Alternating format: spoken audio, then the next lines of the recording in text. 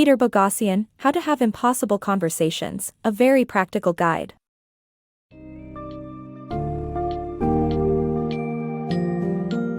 Embarking on difficult conversations can often feel futile, as if we're only speaking at one another, rather than with each other. However, engaging in productive discussions based on understanding and collaboration can truly be an art form. The summary of How to Have Impossible Conversations, a very practical guide, offers insightful tips, strategies, and lessons to help readers master the art of constructive dialogue, efficiently fostering understanding and changing minds.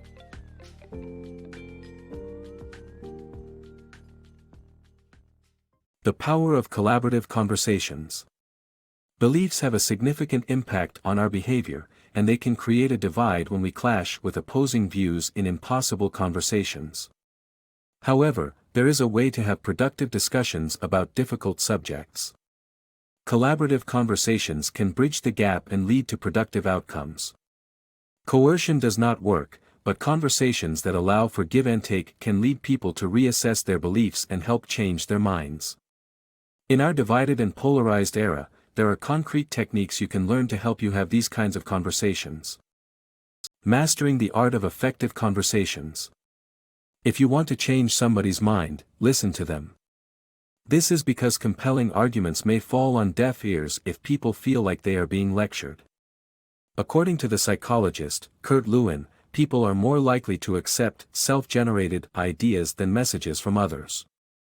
Therefore, the key to engaging in effective conversations is to begin by listening to the other person's point of view. Lecturing someone is less effective than asking them questions and actively listening to their responses. When you listen, you make the other person feel heard, and this creates a more conducive environment for effective communication. By understanding the psychological need that people have to be heard, one can master the art of effective conversations, which is a skill that builds upon simple foundations. The power of rapport in productive conversations.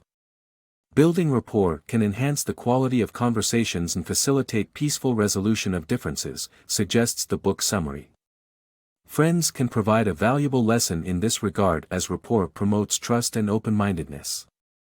The relevance of rapport building and useful tips for engaging in constructive conversations are discussed using the example of street epistemologists who engage in controversial debates with strangers. The key takeaway is that finding common ground and actively listening instead of just waiting to speak are crucial in fostering solid connections and meaningful discussions with others. Are you tired of unproductive and tense conversations with others? Whether it is with a friend or a stranger, building rapport can help ease tensions and promote successful communication, suggests the book summary. Friendship is one such avenue where people learn the vital concept of rapport building, which entails establishing comfort, trust, and understanding with others. This trust helps friends resolve their disagreements without resorting to hurtful personal attacks. The book's summary then highlights the example of street epistemologists, who have mastered the art of rapport building during their critical discussions with strangers on sensitive topics like religion, politics, and morality. These conversations show that establishing common ground and avoiding parallel talk are vital in building a personal connection before delving into divisive issues. Asking open-ended questions about the other person's interests or sharing some common ground can help establish a rapport that puts both parties more at ease. In doing so, they become more receptive to differing views, which improves the quality of discourse and fosters healthy relationships. In essence, the book highlights the importance of building rapport with others before engaging in substantive conversations. By doing so, one can ensure that people are seen as individuals, not opposing sides to be defeated. The value of listening actively, asking open-ended questions, and finding commonalities can help individuals resolve differences while facilitating the growth of trust and understanding. Planting the seed of doubt.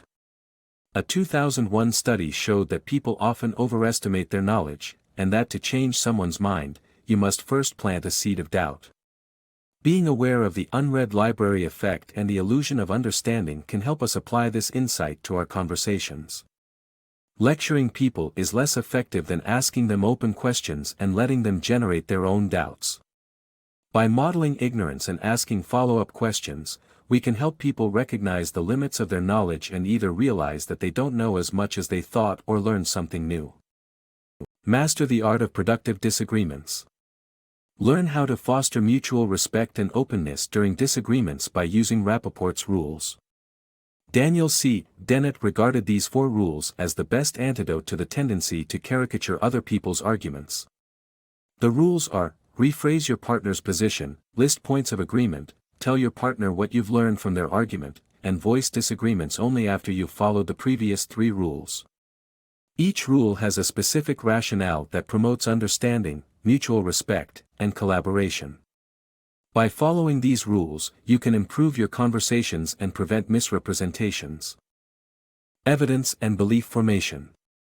The book discusses the debate on creationism between Bill Nye and Ken Ham, highlighting how people often form their beliefs based on moral and social values rather than evidence. The book emphasizes that people's beliefs may not be swayed by facts and that different communication strategies are necessary to engage in meaningful conversations. The book challenges the idea that evidence is the only criterion for belief formation and points out that societal pressures and moral considerations play an important role. The art of changing minds. Sometimes, presenting facts may not be enough to change someone's deeply rooted beliefs. The solution lies in asking logical questions that aim to expose gaps in the internal logic of these beliefs. Through a hypothetical conversation between an atheist and a religious colleague, we learn the power of asking open and disconfirming questions to pose a logical challenge. By exposing the illogical basis of beliefs, one can shift the conversation towards a more productive, empathetic, and respectful exchange. Tricks from hostage negotiation. The art of hostage negotiation provides an abundance of techniques to improve conversations. This article explores some simple verbal techniques that let the speaker know you're listening, as well as the importance of starting with small issues to create a positive conversation. The key message here is that police negotiators offer valuable lessons for improving communication and handling difficult conversations with ease.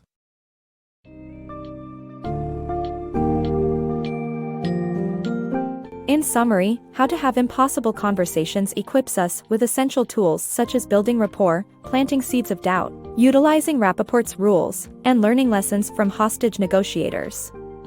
Remember, the key to having productive conversations is to listen to others, ensure mutual understanding, and adopt a collaborative approach. As we learn and apply these concepts, the elements that once made conversations impossible will dissipate, leading to heightened understanding and more enriching interactions.